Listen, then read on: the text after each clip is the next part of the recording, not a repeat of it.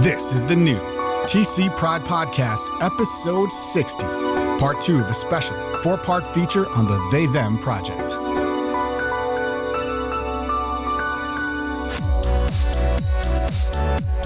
TC Pride Podcast, we are on location in Minneapolis on the set of the They Them Project, and I'm here with one of the individuals who participated in the project. Could you please introduce yourself? Hi, I'm Bobbi Gass. I use they and them pronouns. So that's Bobbi with an I, and so if people watch the video, they can see the proper spelling.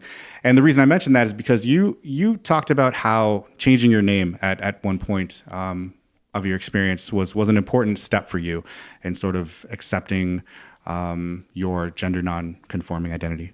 Yeah, absolutely. You know, I was always called Bobbi as a kid, and that name was really important to me.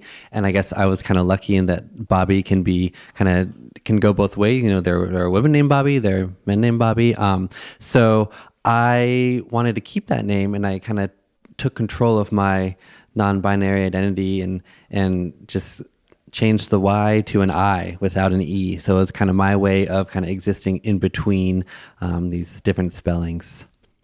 You had also said something about how understanding gender nonconforming trans people can be difficult for maybe cisgendered people or people in general, because I think just as human beings, as a society, a lot of people really feel comfortable putting things in nice, neat little boxes that they can understand and quantify and everything. And you said for you, in your personal experience, it wasn't as important to you identifying with like maybe one specific point along the spectrum. And for you, like the experience is identifying with the spectrum. Mm-hmm, exactly. Yeah.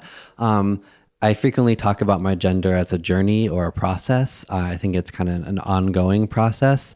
You know, I've identified as so many different genders along the way, you know, as my feelings evolve, as our language evolves. You know, we have different words that we use to describe ourselves. And I think that it will continue to evolve, and my gender may continue to kind of evolve with it.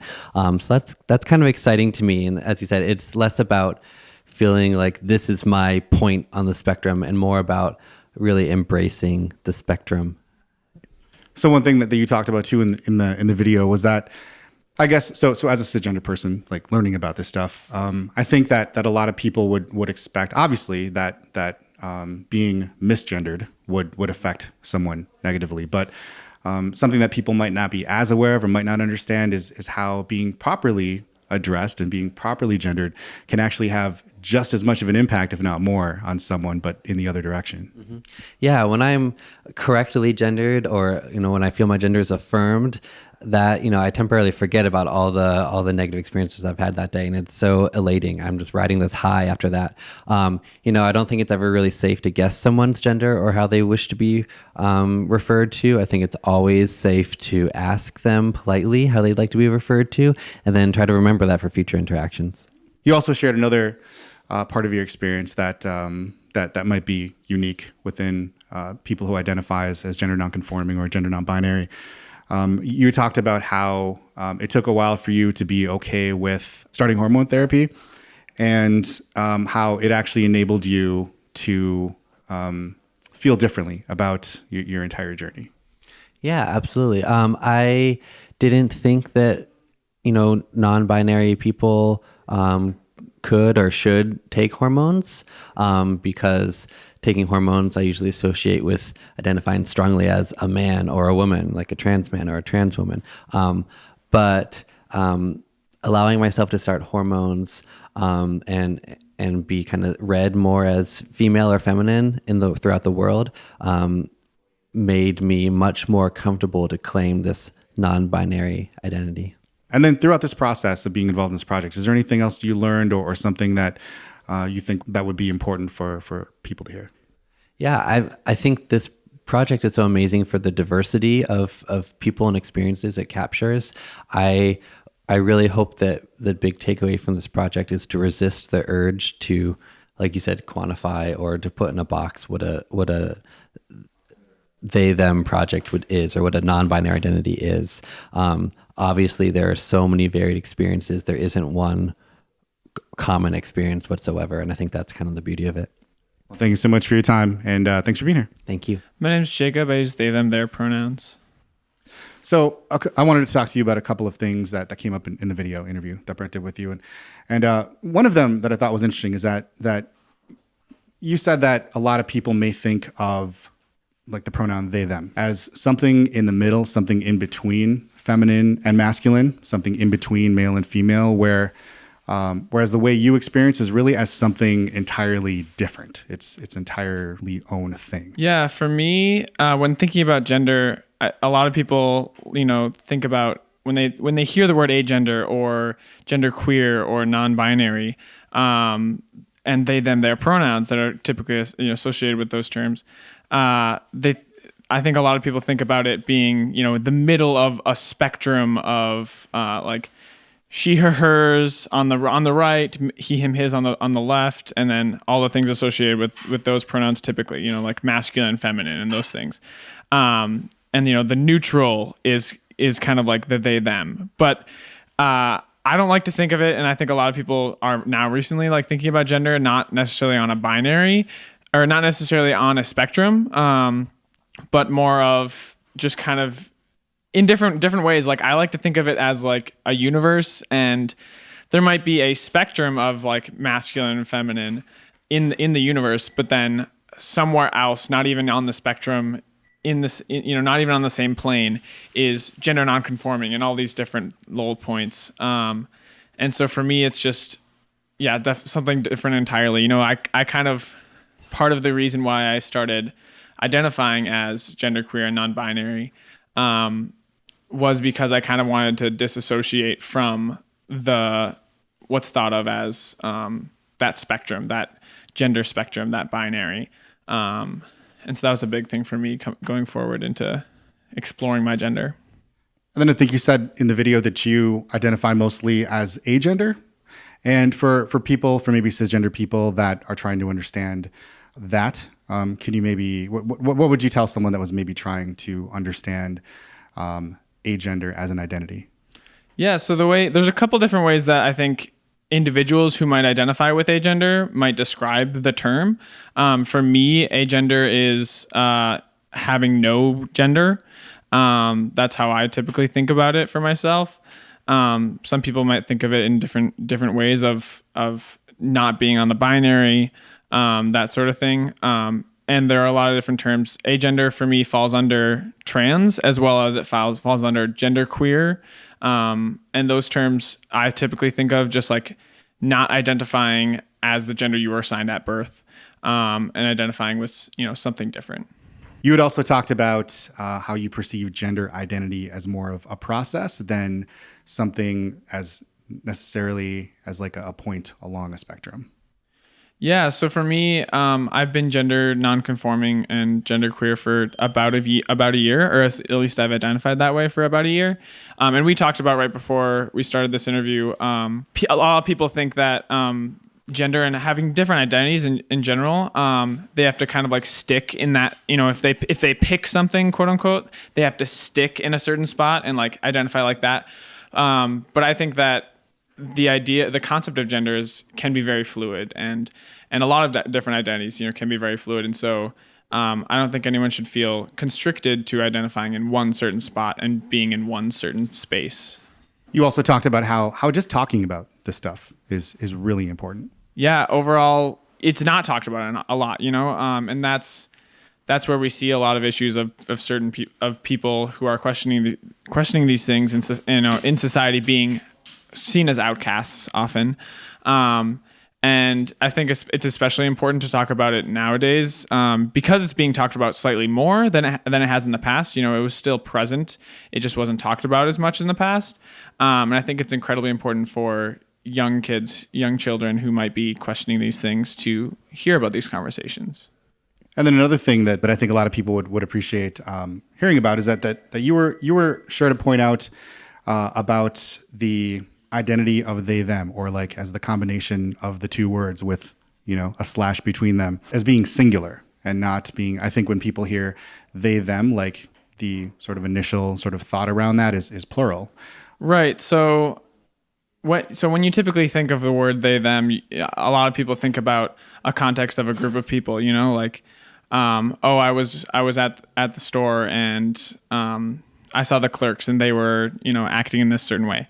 For my case, I use they, them, their pronouns. The way someone might refer to me is like, oh, I saw Jacob at the party and they seemed like they're having a lot of fun.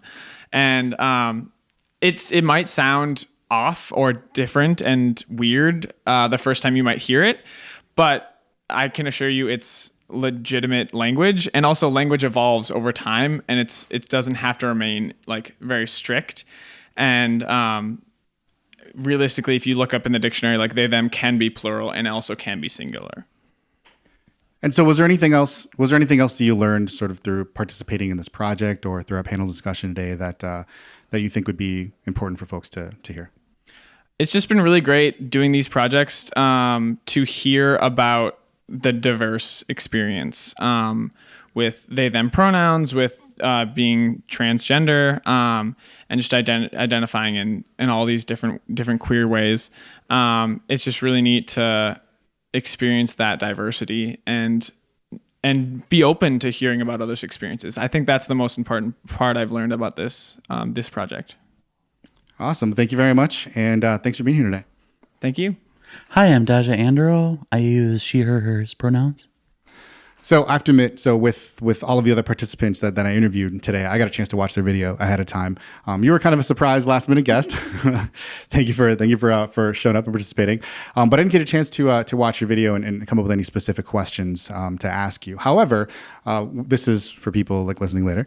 So this is actually right after our kind of panel discussion that we did. And throughout the course of the panel discussion, there were a lot of things that it seemed like maybe you could expand on, a lot of things that you brought up that you felt like you might want to expand on. So what were some of the things that we touched on in the panel discussion that you might want to dig a little deeper into?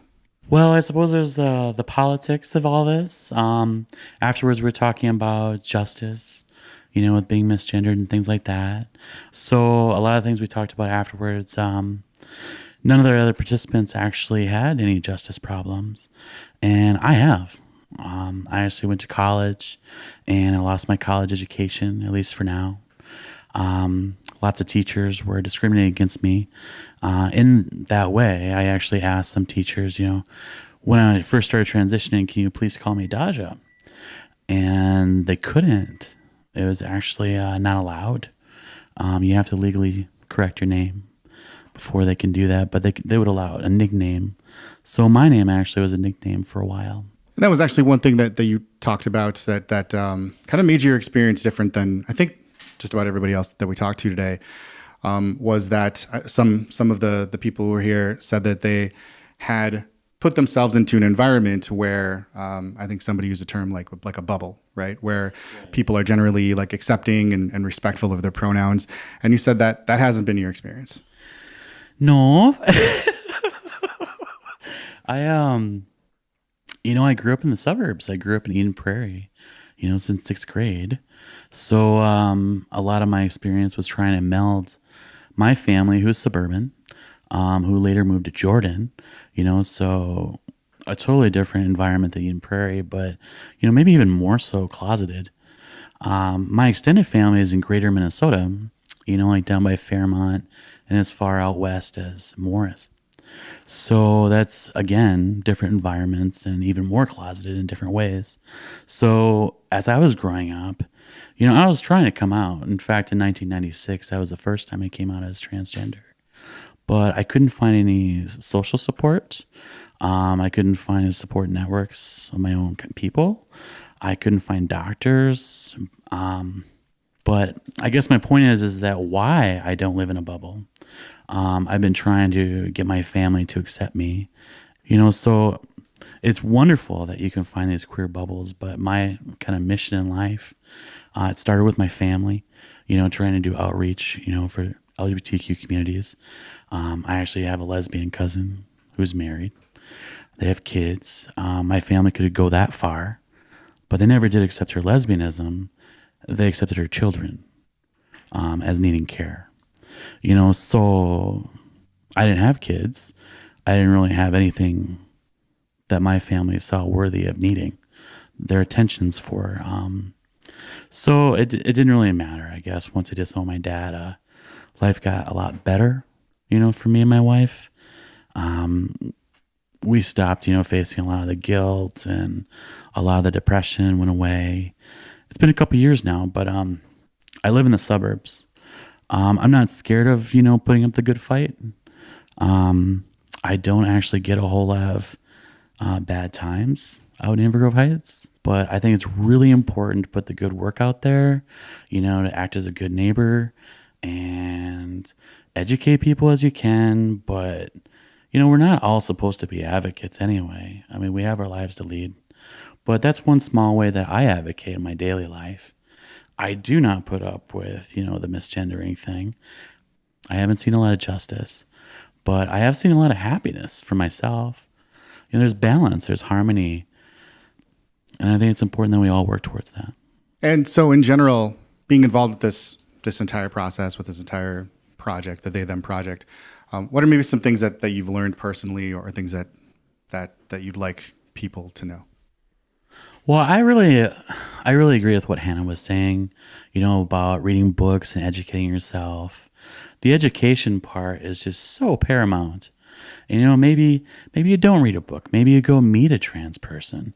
Maybe they're a friend of a friend, and you just have a conversation, and you might realize their humanity. I think it's really easy. When I was living as a man, it was really easy to think of women as less of human. I thought they were aliens, to be honest. They're so different. But transitioning has actually given me the insight to know that they're as human as we are, and all of us are. I mean, we're all the same. It's just a different chemical mix.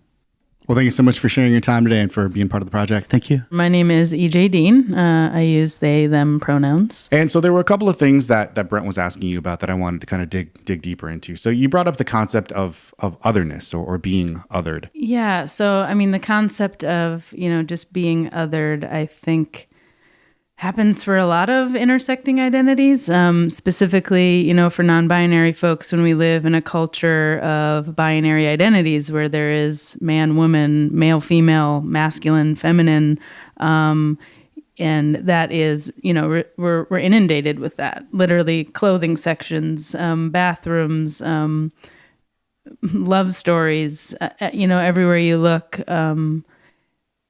ads on billboards, when you are not reflected in the things that you see around you, you are other. And so, that concept, whether I can use myself as an example, whether I'm, constantly aware of it or not, it takes a lot of internal work to be fine with the fact that, how I show up and who I am probably won't be reflected in most professional rooms, in academia, in Hollywood movies, that there probably won't be a bathroom that feels like I don't have to make a choice that isn't true to myself. So in that way, I guess that's what I mean about being othered, or just, being treated as an other. You'd also shared in your video interview that your actual journey of being identified as a gender nonconforming or genderqueer person started to make a little more sense to you as you sort of began to identify what gender nonconforming meant. For me, I remember when I was 5 years old and did not feel like I fit. I think that there was language. There was the language that I started to understand was, being gay would be the first thing, and that's sexuality. That has nothing to do with my gender identity. But I think in exploring or understanding that more deeply, I was looking for the language that helped me understand. Even in that, for so many years, there was like you're a lesbian, or you're bi, or you're gay, and so even those labels were very binary. And so in that, I think it helped me dig deeper into, okay, what is my gender identity? What is my gender? And working on campaigns, working on non-discrimination ballot measures for trans inclusion, I finally met other folks. So I finally learned that there was language outside of a binary. And that really clicked for me. I had explored, I knew I was a trans person. As soon as I understood there was something besides being cisgender, I knew that was me, but I didn't know, where I fit. So I explored for a while. Okay, like, am I he? Is that my truth? Not so much. Like little bits, like gender feels really fluid. But I guess for me, as soon as I knew that exactly who I am without kind of fitting into those constructs of male, female, into the binary, it just fit and it felt right. And that really helped me instill confidence and do work to be, more completely myself and be able to present that way in the world. Along those lines, you said in your interview that there are times that you are misgendered, that people maybe don't respect your gender identity. And I guess something that I thought might be helpful to people who sort of are exploring these areas for themselves is that you said it's in those situations, it's often a matter of understanding sort of within yourself that it's sort of who you understand yourself to be and showing up as yourself, even if people aren't respecting your gender identity. What did you mean by that? Well, just to kind of rewind a little bit about that too, is that sometimes it's safe to show up as yourself, and sometimes it's not. And so I think that what I really did mean is it's the journey to loving yourself for exactly who you are and really doing the work to learn who that is, and to create safe space around you, that it's okay to let go of toxic, harmful people in your life. And it's also essential to build support around you, to reach out and find folks who do support you so that you can safely show up in the world. Unfortunately, like, we still live in a country where it's legal to discriminate against gay and trans folks in a majority of our states. And so it's not always going to be safe. But fortunately, we live in a city that absolutely lifts up the equity of all citizens and is at least doing the work. Intersectionally, I think that, POC, queer and trans folks have a much harder time in Minnesota, and that we still have a lot of work to do. So I wouldn't want to infer that everyone has the privilege and access to show up as exactly who they are. But I think in my privilege and where I am and the support that I do have in my life, it's essential for me to continue to show up. So the issue of gender neutral restrooms is obviously something that people are talking a lot about because of various things that are happening in the country right now. Since you've been on your journey for a long time, you said you've actually experienced situations that made you really uncomfortable, that maybe you felt your safety was even at risk. Are there any other specific experiences aside from the one that you mentioned to Brent in the interview of going through that experience as a genderqueer individual? Yeah. So what I thought about right away while you're asking that question, something that it's maybe important for other people to hear is, the first time that I was kicked out of a bathroom, probably around 18 years old, like chased in a public theater into a bathroom, telling me that I was going to the wrong one, screaming it in a crowd at intermission. That leaves kind of this residual fear then, each time you then are trying to pick, like, where am I? Where am I safer?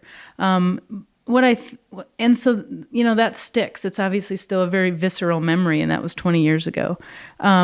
So since then, I think what's been amazing and helpful for me, at least, in the queer community, but also a rough thing, is that I've had to figure out, like, how to make sure that I have my bathroom buddies. Like, that's a literal thing that in, like, a super public place, or maybe in one of the states that doesn't have trans-inclusive non-discrimination laws, where it is still legal to discriminate, I need to make sure all the time, whether I'm going to a rest stop, whether I am, in a hotel or at a restaurant, having folks around me that'll say, yeah, like, I'll go with you. And that's a gift, but it's also really ridiculous that anyone should have to, make sure that they feel safe just walking into a bathroom stall to go to the bathroom.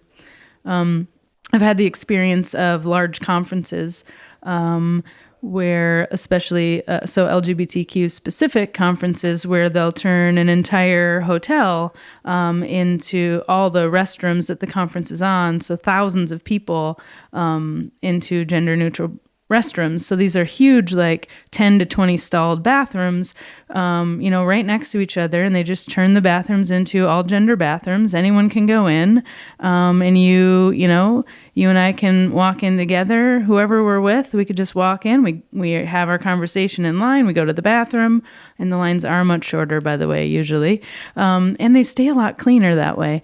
And so everyone's, you go to the bathroom, you wash your hands, you continue out, and you all go to lunch together. I mean, a lot of the fear tactics that people use specifically to fight any reason for there not to be really are just that, they're hate-fueled and fear tactics. I think, tons of my cis straight friends and, even my sister and her husband, and their kids, I think they would prefer to all be able to, go into the bathroom together and just be able to take care of what they need to do and leave together. And so I think that really all gender bathrooms help create more access for more people. So I appreciate your time being here answering these questions today. I did just want to give you a chance quick to shout out the organization you work for and the specific program that you work for. So I'm the clinic director at Family Tree Clinic, and we're a sexual health, reproductive health, and queer and trans health clinic in St. Paul. Over the last almost 2 years, we have been running a trans hormone care program, which is modeled after an informed consent model. And that really just means that who you say you are is who you are. So when you show up, we don't have like a bunch of barriers in the way for you to prove who you are. You'll get an intake, you meet with a provider, you have labs drawn, and the only thing that we really worry about is your safety and your health. So it's pretty amazing to see people be able to show up and not have layers and layers of barriers and have to prove that they are who they say they are. And so as a person that educates people on these issues, what are some valuable resources that you maybe direct people to learn more about all these things? Okay, so there's a lot of great blogs. I guess what I always say, I tell people to do the research, right? To do the work. So I appreciate that question, especially if there's folks in your life that you are trying to learn more about their identity. It's so essential that you don't try to satiate your curiosities through the folks that are, working through their identities or trusting you in coming out to you, but instead to do the research. I would say, most locally, Minnesota Trans Health Coalition is a great place to go. The website, a call, even stopping in. Family Tree Clinic has a great website with a lot of links and blogs as well, and places to find out more information. Trans Bodies, Trans Selves is a pretty great resource as well. And one more resource. I actually just learned about this today when I was trying to find resources to help folks who know, gender, queer, and non-binary folks in their life. This is a really great collection of a lot of people's stories. I'm going to actually spell it. It's NEUTROIS.ME. And it's a great website with a lot of different articles and blogs and people's stories. Awesome. Thanks for being here, EJ. Thanks for your time. Thank you. The TC Pride Podcast is a production of Podletter Media and Twin Cities Pride. Subscribe now on iTunes, on Android, or on YouTube at tcpridepodcast.org.